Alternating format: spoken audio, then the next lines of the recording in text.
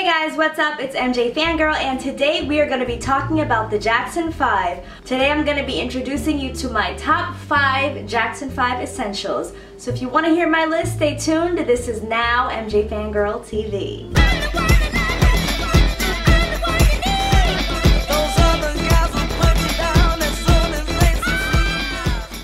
My name is MJ Fangirl. If this is the first time you're seeing me, please consider subscribing. I make videos for and about the Michael Jackson fan community. Hit that subscribe button below and don't forget to click that notification bell so that YouTube will alert you when I upload new videos. So the first thing that I want to talk to you guys about is this. This is the Jackson 5 Anthology, and this is actually a compilation. It's 3 vinyl discs, it's 3 records, and it's a compilation of many of the Jackson 5's hits and singles during their time at Motown. This actually came out a few months before they officially moved from Motown to Epic Records. This was one of the last issues that came out from Motown Records, so you can see the cover more closely. And when you open it up, I love this. By the way, I just think it's like such a cool design. You've got like the list of all the songs on this side. You can kind of bring that up closer. And then you've got this awesome picture collage of all the brothers. I actually started my collection off. If you watched my other video where I talked about some of the oldest items in my collection, you already know that I got my introduction to the Jackson 5, you know, in terms of music, through the Jackson 5 Anthology, but it was the double disc CD. So this is great for aesthetic purposes because, I mean, who would not want this awesome 3-disc set? But to be honest with you guys, I would always check out the 2000 release of the Jackson 5 Anthology. It includes a lot more songs, and you can actually find this on Spotify or Apple Music or any of your streaming services. These are some songs that I think that you guys might want to start with. If you're looking for up-tempo, upbeat songs, I love Mama's Pearl, I love Sugar Daddy, Darling Dear, It's Great to Be Here, Body Language, which, I'm sorry, that's actually not on the anthology, but it's still a good song, and Forever Came Today, which is like one of my top favorite Jackson 5 songs of all time. One of the things that I also love about the Jackson 5 Anthology is it contains a lot of love songs, and you would think for like a young teenage, you know, boy band that they wouldn't really be singing love songs, but the way that these brothers sing these love songs with such conviction, it's just so moving and it's so emotional. Especially for me, when I grew up listening to the Jackson 5 albums, you know, I was about Michael's age, Marlon's age. I felt like I could really relate to what they were singing, especially when it came to like teenage love and heartbreak and all that stuff. So I would recommend songs like Maybe Tomorrow. I would check out a song called All I Do Is Think of You. I would also check out this is one of my top favorite Jackson 5 songs of all time, and it's called It's Too Late to Change the Time.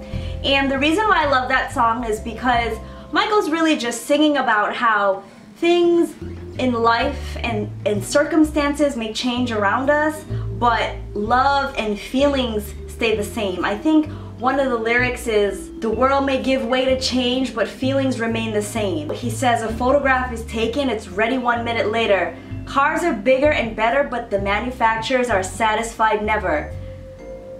I mean, it kind of reminds me of like a modern day life, you know? Like, we just talk about like how we all get lost in like this social media, and we get lost in like materialism and just things that don't really matter. Like, what about human emotions? What about love? What about joy? What about sadness? What about all those things that we tend to forget? And I think that a song like It's Too Late to Change the Time is just, I don't know, it's something that, yeah, they're talking about, you know, how corner stores don't exist anymore, and now you have the supermarket.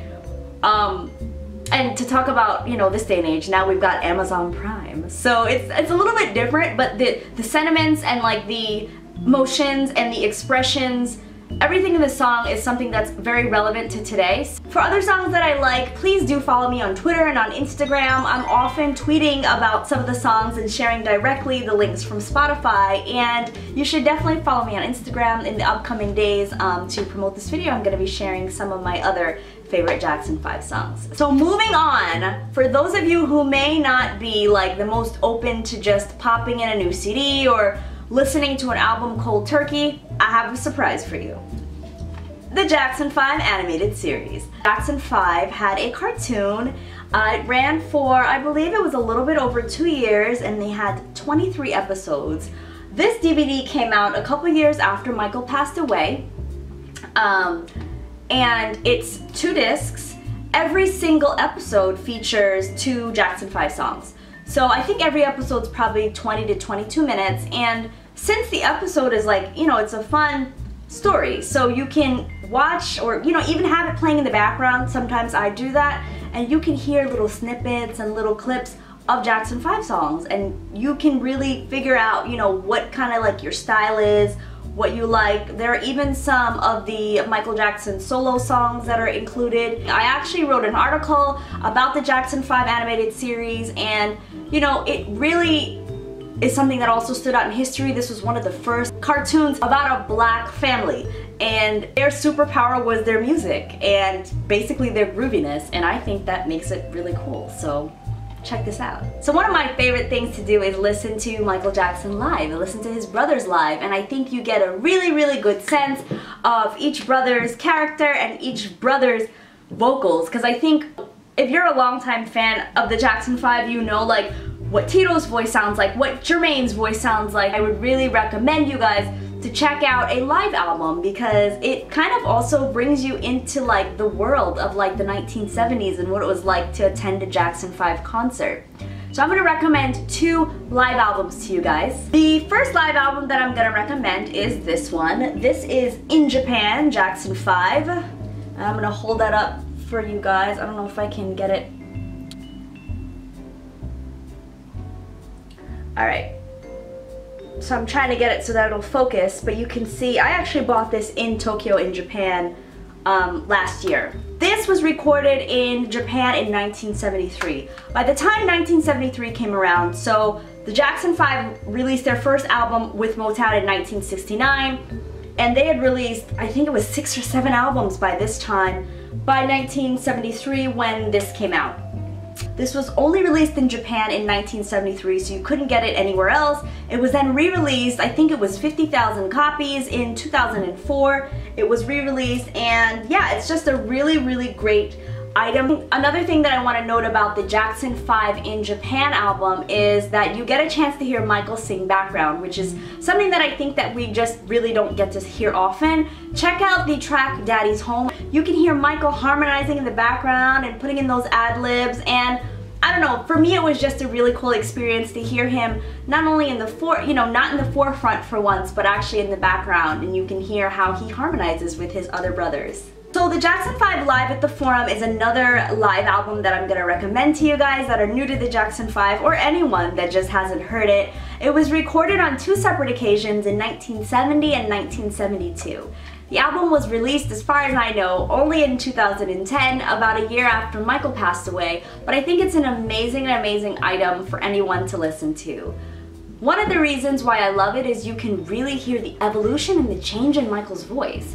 Now, in 1970, it was fine. It was, you know, right after the Jackson 5, excuse me, had released their first few albums and their first few singles, and you know, Michael was still able to perform those songs at full capacity. But then Michael starts to go through a vocal change, which is totally normal for his age. The second concert that was featured on this CD is actually occurred 3 days before his 14th birthday. So you can hear Michael going through that vocal change and learning to adjust accordingly, and I just think that it's awesome that he was able to still perform at such a high level and still have like that same amount of energy even though he was going through that vocal change.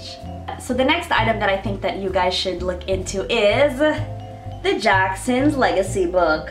Now, the Jackson's Legacy is a book that was written, you know, by the Jackson family. This is something that they've produced. I believe it just came out at towards the end of last year. It's an amazing item. I think it has tons of exclusive photos and stories about their experiences as part of the Jackson 5, and you know, how it was to really be kids and traveling the world. I mean, the Jackson brothers, not only did they perform all over the United States and on award shows and, you know, at events, and they traveled the world. They talk about their tour of Japan. They talk about, you know, them going to Senegal and Africa and performing there. And it's just a beautiful, beautiful collection of exclusive stories and behind the scenes experiences. One of my favorite stories that is shared here is Jackie shares that when they were recording the Jackson 5 Christmas album, which I'm actually gonna show you guys in a second because that's another thing on the list, that was recorded in the summertime. After they recorded third album, they went promptly to record the Jackson 5 Christmas album.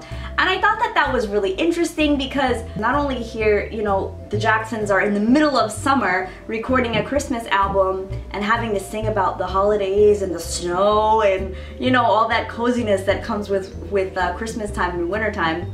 But they are actually, you know, the Jacksons were raised from the as part of the Jehovah's Witness faith, in which they didn't celebrate birthdays and holidays or anything like that growing up. So this is, to me, you know, that story showed me, it made me realize, like, wow, like how talented they are, you know, how talented, you know, these brothers were to be able to not only sing about a holiday that they weren't even celebrating, but to be recording in the middle of summer. And this is an album that I grew up on, okay? Jackson 5 Christmas is not Christmas to me without this album.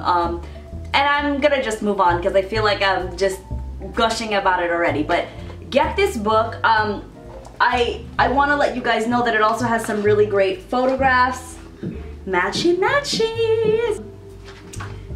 It's just got a lot of like different, I can bring this closer to you guys. It's got a lot of different photos of the Jacksons. You see a lot of clips of photographs that you might not have seen before. They talk about singing for Queen Elizabeth. You can see here. I don't know, it's just, I love this book because you get a chance to really understand like the impact that they had. Look at all these Jet magazine covers. Like, I think it's so easy, especially years later, to overlook all the accomplishments that the Jackson 5 were able to, you know, to achieve. But it's just amazing to me. I think you guys should check this out. This book gives you a lot of context, and it features quotes from not only the brothers who are, you know, alive still today. Wow, that's weird to say still, isn't it? It not only features quotes from the living brothers, but it also features quotes from Michael Jackson via his autobiography, Moonwalks. It's hot, and I'm sweating right now because it's the middle of July, but yep, I'm breaking it out, the Jackson 5 Christmas. Jackson 5 Christmas album is really great. Again, whether you celebrate the holiday or you don't, it's a great way to listen to some standout performances of some classic tunes. Have Yourself a Merry Little Christmas, amazing performance by Jermaine, who does lead on this. He also does lead on a song that I think is, you know, equally as beautiful, called Christmas Won't Be the Same This Year. Michael gives standout performances on songs like Give Love on Christmas Day, Someday at Christmas, which is really, you know, a Stevie Wonder song, most popularly done by Stevie Wonder, but Michael does beautifully on it as well. Little Drummer Boy. And if you actually check out the Jackson 5, I think it's called the Ultimate Christmas Collection, on any of your streaming services, or you pick that up on CD, you can hear a song called Little Christmas Tree. Michael gives an amazing performance. Like, that to me is one of the most heartfelt songs that I've ever heard. And I love it. I think you guys will enjoy it. So definitely, whether it's Christmas time or not, listen to Jackson 5 Christmas. It's a classic. Alright guys, thank you so much for tuning in. Let me know in the comments below what your favorite Jackson 5 song is. And also give me a thumbs up, like on this video if you enjoy Jackson 5 content. See y'all next time. Bye.